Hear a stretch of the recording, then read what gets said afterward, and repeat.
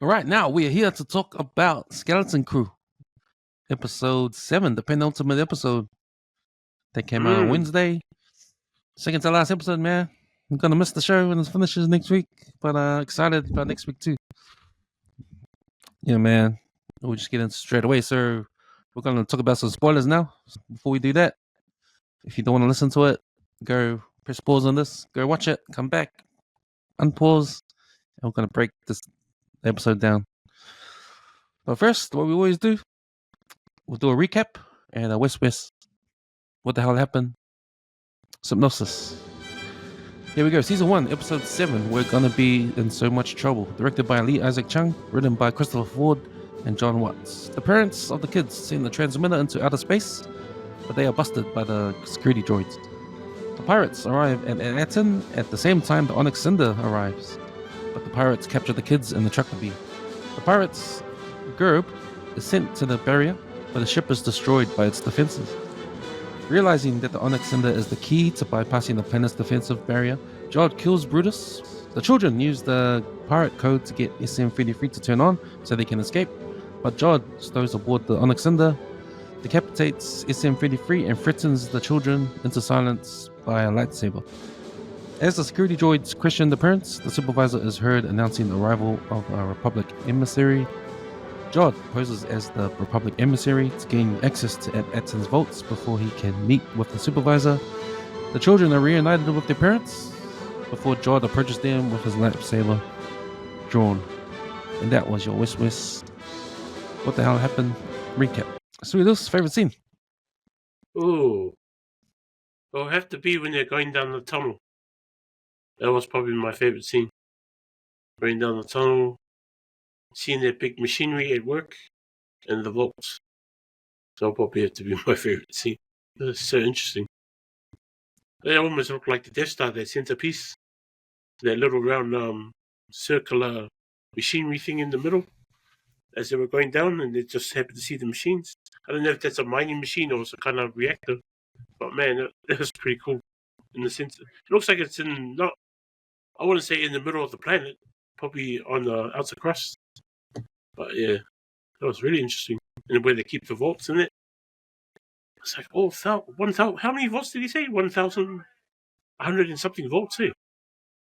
Like, Oh yeah, when Jod asked, how many of these are there? 1,000 something. Yeah. And the way he touches one of the credits and it all tips and it all falls into his hands, and he's like a little boy, like on his knees laughing with all the credits falling into his hands. That almost reminds me of Sif like a Sif approach. Kind of got a Sif thing going on there with his greed. Like, damn. What was your favorite scene? Yeah, my favorite scene would be when they were entering Aten's atmosphere, because the special effects was awesome, man, and just the way you can tell how much money they put in this series. A lot of money put into the series. But man, it was pretty well done, and we got to see I was a bit surprised when I saw the Aten planet was within the atmosphere. Like, I thought the whole thing was the planet, right? Yeah, me too. It was just a protective barrier. Sort of. That's the barrier they were talking about. Yeah, and it seems to be controlled by those machines, that are floating in it, and they're causing the lightning, which destroys the other ship. Yeah, which that also like disrupts everybody's when they look at it, they just see a planet that's like a storm, like a big giant sized Jupiter. And they're like, oh, okay, now can't go in there. They just fly away. And all the time, Aten's right in the middle. So those other 7 planets would have been exactly the same, right? Yeah, it looks like it. Yeah, with the same barriers, same amounts of vaults, all their gold. Fuck. But then you wonder what those other planets were doing. Were they the same thing? Were they the mints as well? Were they mints, or did they serve another purpose? Those other planets. Yeah, I mean, if they were mints as well, that would be enough that would be enough for anyone to take over the galaxy. Like, they'll have all the finances that they need at their fingertips. It's like, shit. I think that's what Jod's got in his brain, eh? He's like, yeah, I'm made. My boys are gonna get paid. Yeah, and talking about Jaws, it leads me to one of the questions I have for this podcast. So I put on the chat like 4 questions, and one of them was pick a character and talk about how they have changed during the course of the series. What we know about their personalities or their coming of age. Now, the coming of age might refer to the kids, but the character I want to talk about is Jod, because we knew he was going to betray the kids, and that's a typical story for this kind of thing, where you meet you meet a guy with they've got another agenda. The other agenda isn't revealed until it's time to be revealed, and when that reveal happens, it's sort of like a betrayal to the other characters on the show. So we see this when they find the old lair of the pirate. I forgot his name. The main pirate, eh? Yeah, Captain Tark something. Yeah, and Jod turns on the kids because he's got what he wants, and he sort of becomes, I don't know, he doesn't need the kids anymore.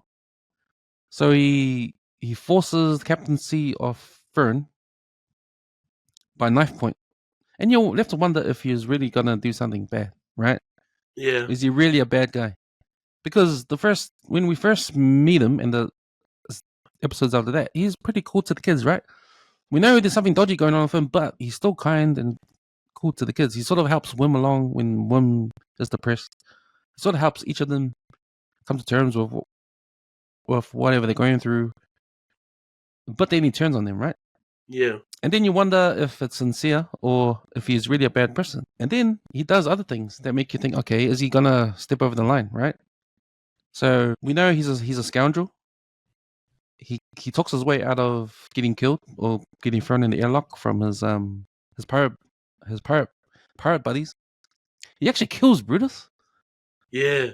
He actually kills Brutus. That was unexpected. So, in terms of his character, like, what are we seeing here? Are we seeing not just a betrayal, but a character that really is a bad dude? He's not good at all. He's not someone that could be redeemed. You know what I mean? Like, is he evil? Is that what the series is trying to tell us? There's a line, and is he crossing the line? Because he did draw his saber over the kids, threatening the kids with the lightsaber. He did it in the latest episode too. He kills Yeah, Brutus, and looks like he's gonna kill the parents and the kids too, in order to get the gold. Now, I mean, is he always being this guy? Is he a trickster in a way where he's not a good guy in the end of the day? What we saw with him counseling Wim in previous episodes, what we saw in him trying to be a father figure to these kids, was that all just him just trying to get on the good side so he can betray them, and he's really a bad dude. Like, it's interesting, his character arc, right?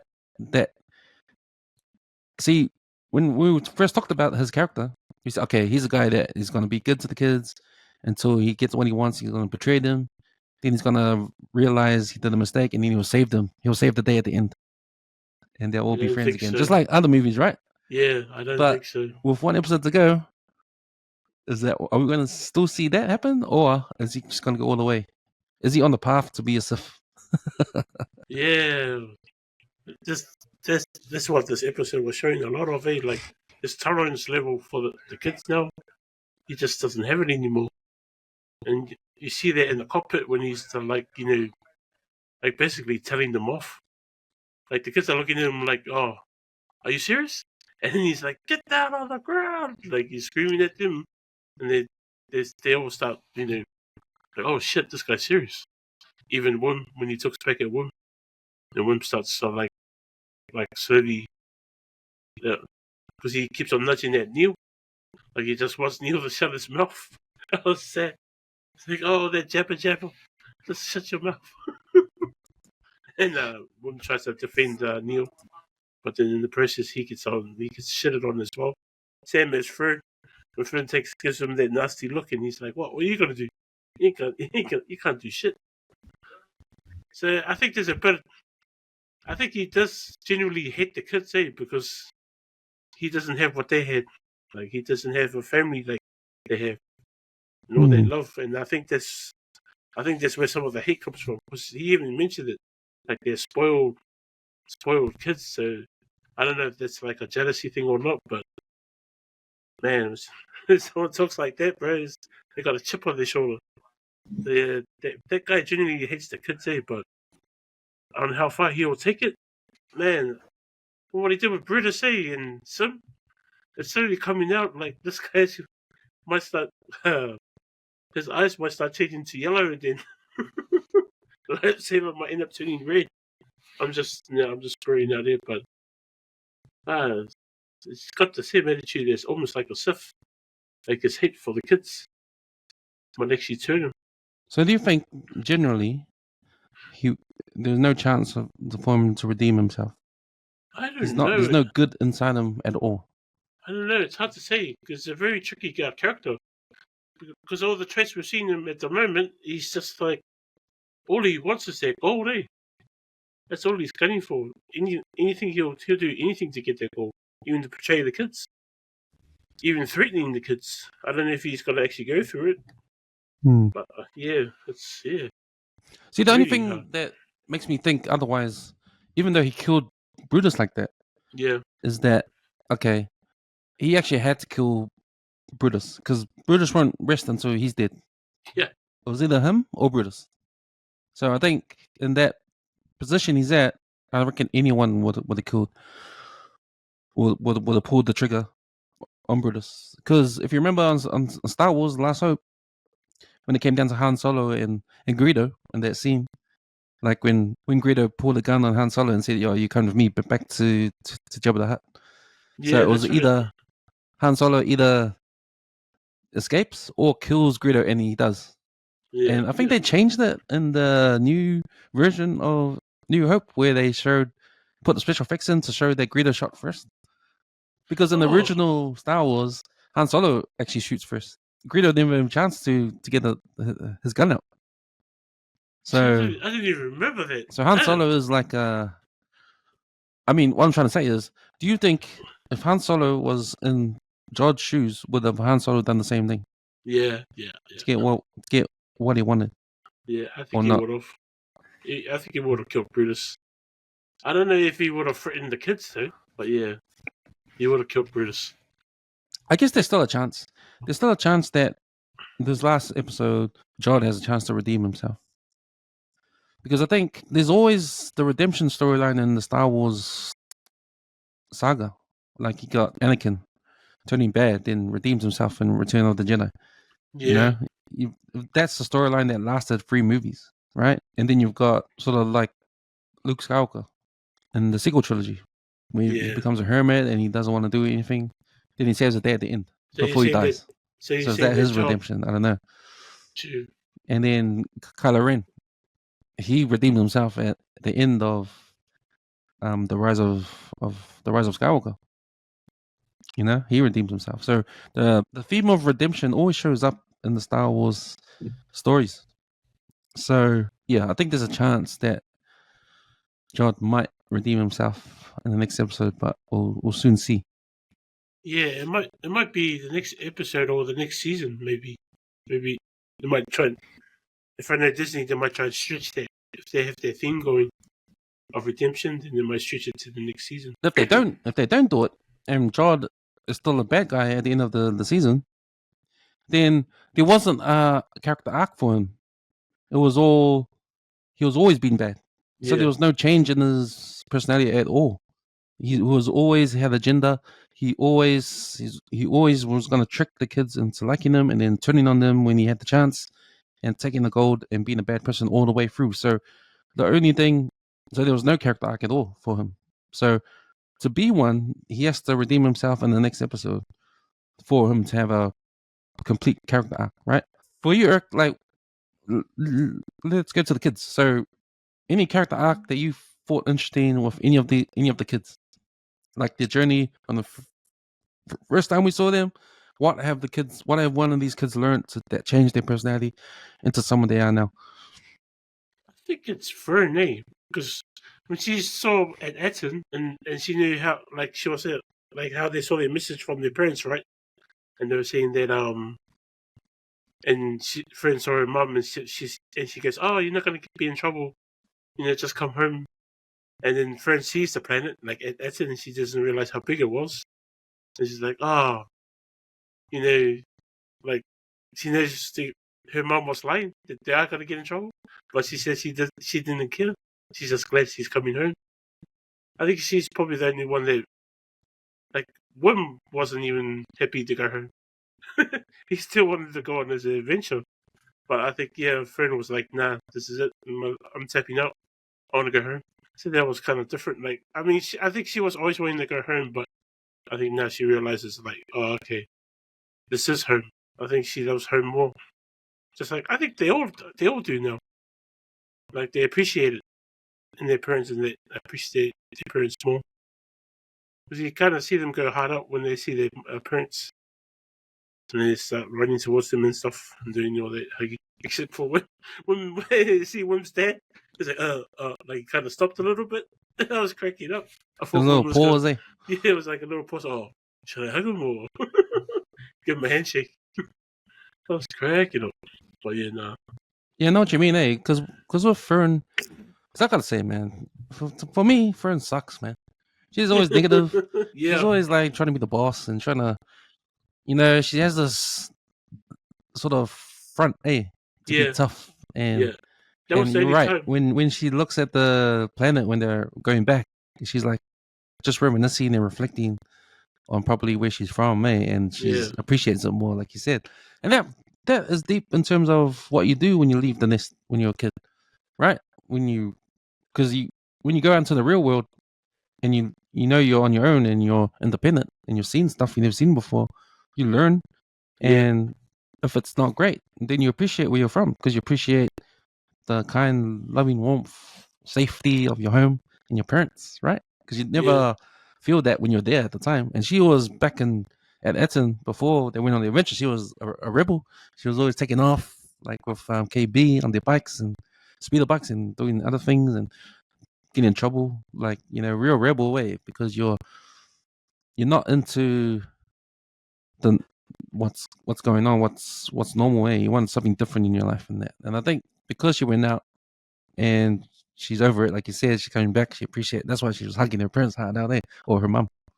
Amen. So, yeah, I like that. I like that, and that's what we call a little bit of coming of age because she goes out being like a bitch. She comes back like appreciating it. Hey, and that's all you want to ask for your kids. Like, don't be an asshole, but how else are you gonna appreciate anything if you don't go out and see the world and come back and appreciate it? So yeah, that's a thing with her.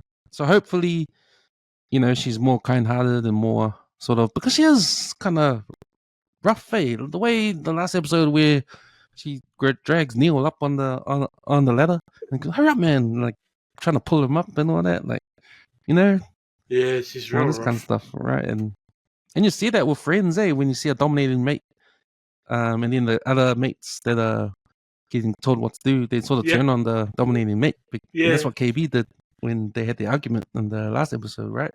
Because Fern's that personality, she's a bitch, man. She's like, she fucking sucks, man. Like she's negative and all that kind of stuff. So yeah, so that's her coming of age. Hey. Yeah, that was the first time I ever saw her not like say anything bad. Kind of. That was critical. Is there any other characters you thought changed during the course of the series? Like, let's talk about Wim for a sec because he's still a dreamer. Eh? Yeah, he's the one that sort of wants to go on these adventures, and he's always down when they talk about going back home. And he doesn't want to go. He doesn't want to do it. And I think because of his dad, because he doesn't really have a good relationship with his dad. He misses his mom. His dad is always working, and he gets neglected. So maybe it's coming of age of his dad too, to realize he almost lost his son, and his dad needs to be a better father. So maybe that's a little thing for on the dad's side. But with Wim, because Wim is always dreaming, because he's forced to do that, because he doesn't have a good, in his mind, home sucks.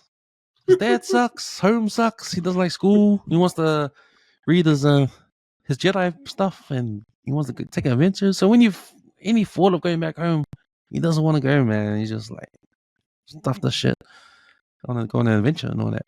Yeah. But I think in doing so, because he's like that, and I mean, mentioned this before, he's become like the glue for the crew of kids they've got there. Like he's the heart, right? He's giving Fern advice when Fern got mad because they can't get back home, and Wim was like, remember that scene when SM33 goes crazy and was gonna kill Neil? Yeah, that's right. Yeah. Yeah, turn them off. So there is good in them, but did he do that because he's good, or did he do that because he just needs Neil? He needs these kids alive to take him to Eton, you know? Yeah. It's all agenda for him. But did he do that in the goodness of his own heart? Like, is he a good person? So, yeah, it's interesting. Another question I had on the chat was, where do you think the Skeleton Crew sits in the Star Wars lore? Like, where we are with what we've learned in this film. We know that Eton is from the Old Republic era. That's a missing planet. They've lost a lot of time. They miss the Empire. They don't know what the Empire is. They still think the Old Republic is still out there. We're at the New Republic era. Do the leaders in Coruscant know about Eton at all? Probably not. So they're left to their own device to still do what they're doing, and that is a mince, creating all these credits for the Old Republic. So they fought. But what does this do in terms of the Star Wars lore? How does this connect to the whole Star Wars universe and story, especially with the future movies?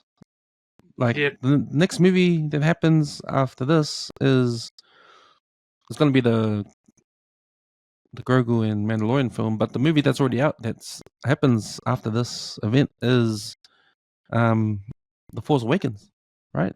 And it's 10 years after this.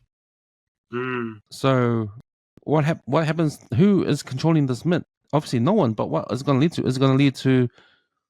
Is this going to pull back into the Republicans, or is this something that the New Order takes over later on? Does the Emperor know about Edson, or who was anyone using the money or tricking Edson into thinking it's the Old Republic, but they're actually funding the Empire? Does anyone know about this? Does anybody know about this? Or does no one know about this and it's going to be used later on? So what do you think? Yeah, that's a hard one, eh? But I would think, I guess it would fall to no one knows that it exists yet.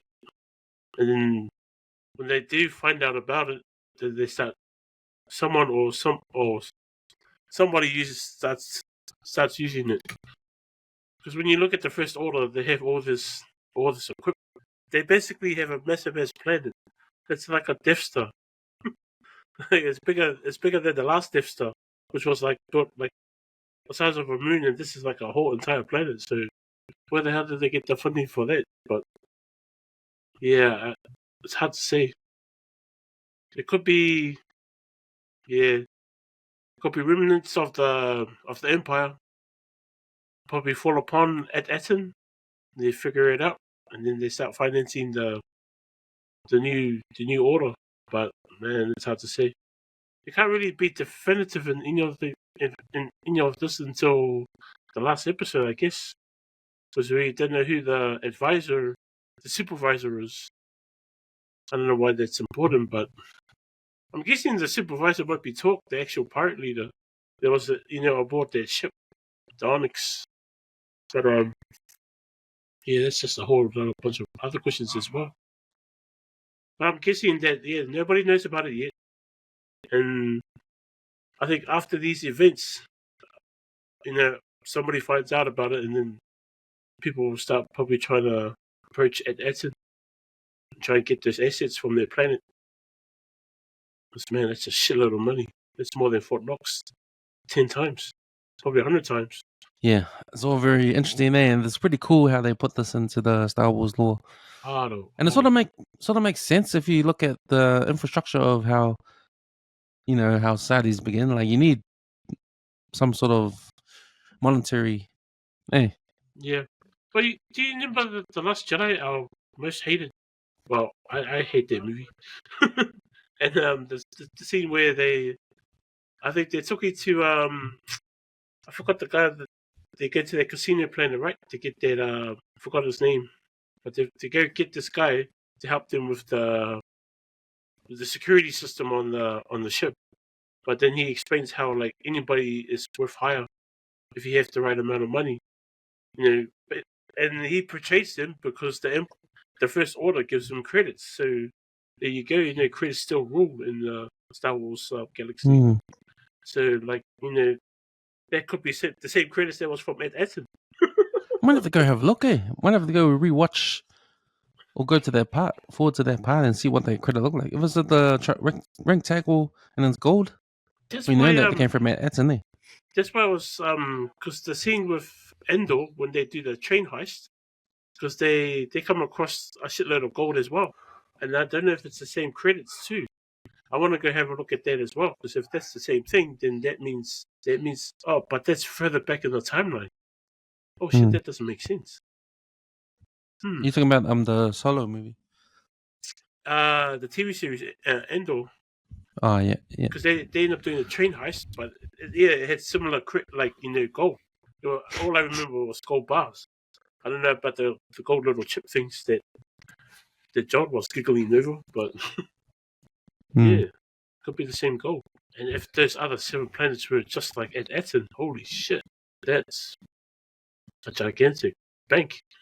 Yeah, it was a good series, eh? It was a good episode. I loved it, eh? It was all these episodes have been great. And this whole season has been great. And it's hard for me to think what I didn't like about any of this. But that was another question I posed on the chat. Was this such a great series? What are some of the things that don't work with the series? Like there are moments where I thought, okay, this scene's just dumb. And that was the scene when Jod gets captured by the pirates and they're gonna give him a trial or give him a chance to talk his way out of it, or they're gonna put him in the airlock. Yeah, but that whole scene, it felt off to me. Like the whole singing the song and all that kind of stuff. It seemed corny. Like Pirates of the Caribbean corny. Oh, was it? Is that because I haven't seen Pirates of the Caribbean? So is that what happened? It's usually a pirate thing. They have some kind of like song or whatever with their shipmates. And yeah. So I guess they have all these parlay rules and pirate rules and stuff. Yeah. That's where it gets a bit annoying. Yeah. So I guess I need to appreciate that because there are pirate laws and all that kind of stuff. So they had to throw that in all the pirate rules and that. But yeah, somehow that scene just was off for me. But yeah. I think as a whole, for me, I was thinking about this yesterday. I think there's enough material there to make an actual movie instead of a TV show. Like we were saying from the beginning, this has the feel of a of the old school movies that we were talking about, like Ghostbusters and that. It has that feel. So there's enough material here to make a movie instead of a TV series. I reckon. Cut out all the pieces that you don't need, and you have an actual movie. You're right. It'll be interesting to see what this would look like if it was in a movie form, eh? Because there's probably a few bits you can take out, eh? That didn't need. And this will probably be one of the biggest movies last year, for Star Wars, especially after the and I can't even remember the TV program anymore. The last Star Wars TV show. So yeah. But I think what Disney is doing is that I think they're sick of wasting money in movies. Like I think Solo was a complete fail. They've scrapped a whole lot of movies to come after that movie Solo, because Obi-Wan was going to be a movie until they scrapped it. And now we'll change it to a TV series instead. So I think all these TV series for Disney is a way to just test the waters, and not go in full blast into a movie where you can do a TV series and then you can cancel it if it doesn't do well. Like we saw that with The Acolyte. Yeah. If that was a movie, it would have been sucked, man. Right. That would have been trash. So pissed off. It would be like the Last Jedi. Yeah, but I think they hit something with Cats and Crew. I think if even if that was a movie, I think it would be hard to market though. Yeah. I mean, you have to go see it, then word of mouth will spread after that because it will be so good. But yeah, I think it's a way of Disney just to test the waters and not throw in a lot of money into something that they can't make back. Yeah, and they probably do sense. make back after I feel do a little research and look at the numbers. But I know it's 20 million a season. I mean, 20 million an episode when it came to Acolyte. So Holy shit! it cost 20 million an episode. Yeah, 20 million an episode of shit episodes. Fuck. Yeah, but I think that's cheaper than $200 million on a movie. Yeah. So, yeah. Yeah, if you add it all up, depending how many episodes there were of shit material, especially with the Acolyte. Fuck. Yeah. Even game the House of Dragons must be in the same realm. 20 million an episode. That's a lot of money. Can only imagine what the Skeleton Crew is doing per episode. Yeah. So. Yeah. Yeah, I was just looking at this like if it was a movie, man, I would really like this, or would have enjoyed it. Even though, I think TV series or movie, is, but probably be more reminiscent if it was a movie. But yeah, like you were saying, testing the waters, that's a good idea. Sweetos, fin desastre. Another episode down. Can't wait for the next episode to come out on Wednesday. Landman, last episode on Monday. Shit.